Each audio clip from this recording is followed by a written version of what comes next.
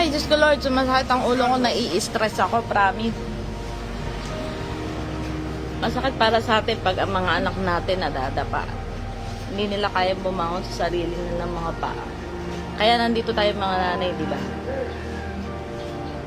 So ngayon yung anak ko, kaya naman niya eh. Kinaya nga nilang magkaroon ng di ba, kaganyang kabuhayan na nagkaroon sila ng dati wala naman, di ba? Kaya lang hindi talaga niya hindi talaga niya napag-ingatan dahil andyan yung yung andyan yung mga tawag dito, bulong ng kung sino-sino nasa paligid. Pero syempre andyan na yan eh. Kaya sasisihin ko ang anak ko, i-comfort ko na lang, di ba? Naiinis ako, totally naiinis ako sa anak ko. Pero anong gagawin ko? Nanay ako. Kesa sermonan ko, kesa anuhin ko. Di ba?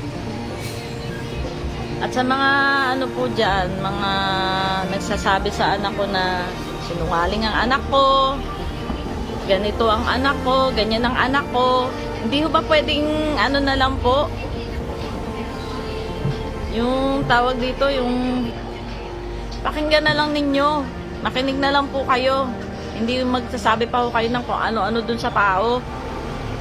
Lahat po ng tao may pagkakamali, walang perpekto. Maski po sa pangangatawan ng tao, walang perpekto. May mataba, may payat. May makitid ang utak, may malawak ang utak. Ha? Doon po sa mga makikitid ang utak, lalo na pong eto si Jack. Ikaw, Jack, walang perfectong tao. Tignan mo muna yung itsura mo. Ha? Kung nagkulang ang anak ko, tingin mo ano kulang sa'yo. Ang galing-galing mong anuhin yung anak ko, ha? Nagkamali na yung tao, ilulugmok nyo palalo. Nakakatuya. Dapat hindi kayo ganyan. Nagkamali na yung tao, huwag nyo nang maliin. Pagsabihan nyo ng maayos. Ikaw, Jack, ha? Umarap ka sa salamin, tingnan mo yung sarili mo. Kung ano kulang sa'yo. Nagkamali na yung tao, aanuhin mo pa. Ano-ano sasabihin mo.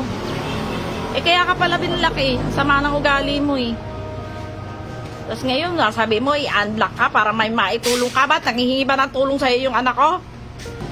Ayos ka. Sa mga nagsasalita ng hindi maganda sa anak ko, huwag nyo sanang danasin kung ano dinanas ng anak ko. Hindi man... Ang Diyos, marunong talaga ang Diyos. Ginawa ng Diyos yan, inano ng Diyos yan, pinaramdam sa kanya. Dahil mali siya. May pagkukulang ang anak ko. Lalo sa pamilya niya. Pero hindi ibig sabihin napakasamang tao ng anak ko. Nalugmok ko sa sugal, oo. Hindi naman pwedeng hindi naman pwedeng mag-adjust yan, magbago yan. Tao lang yan Hindi ko never kung kinunsindi ang anak ko. Pero sana yung mga nyo, ayusin nyo, yung mga sinasabi nyo doon sa tao. Tao rin kayo. At hindi masamang tao ang anak ko, marami rin natulungan yan.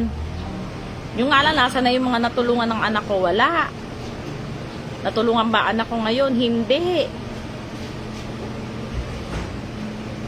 Sige lang din ang anak ko pag meron. Hindi madamot. Yun lang talagang pinitik siya ng Diyos. Para malaman niya kung ano mali niya. Sobra yung mga taong kala mo kung sino mga perpekto Marap nga kayo sa salamin. Tingnan nyo nga yung mga itsura nyo. Kung ano kulang sa inyo. Etong Jack na to, nanggigigil ako dito Kala mo kung sino kang perpekto Pati mo hilingin sa Diyos kung ano yung kulang sa iyo, ibalik sa iyo. Alam mo, nakapaka-perfecto mo eh. Ha? Walang perfecto. Tandaan nyo yan. Lahat ng tao nagkakamali. Sumobra man ang anak ko, nasa kanya na yon. Si Lord na bahala sa kanya. Kaya nga ganyan, di ba? Eto si Jack. Nanggigigil ako sa'yo, alam mo yon? Nanggigigil ako sa'yo. Napakaano mo, nanay ako. Buhay pa ako. Nakikita ko at nababasa ko yung mga pinagsasabi mo, ha? Ang yabang-yabang mo magsalita eh. Akala mo kung sino ka eh. Ay, yung anak ko kahit gaganong-ganon eh. Sasabihin nyo mayabang yung anak ko. Mayabang sa social media dahil ayun ang content nun. Pero sa personal hindi. Pag nakasama nyo anak ko, baka kung ano meron siya, meron ka rin. Meron din kayo. Bakit ka ba binlock?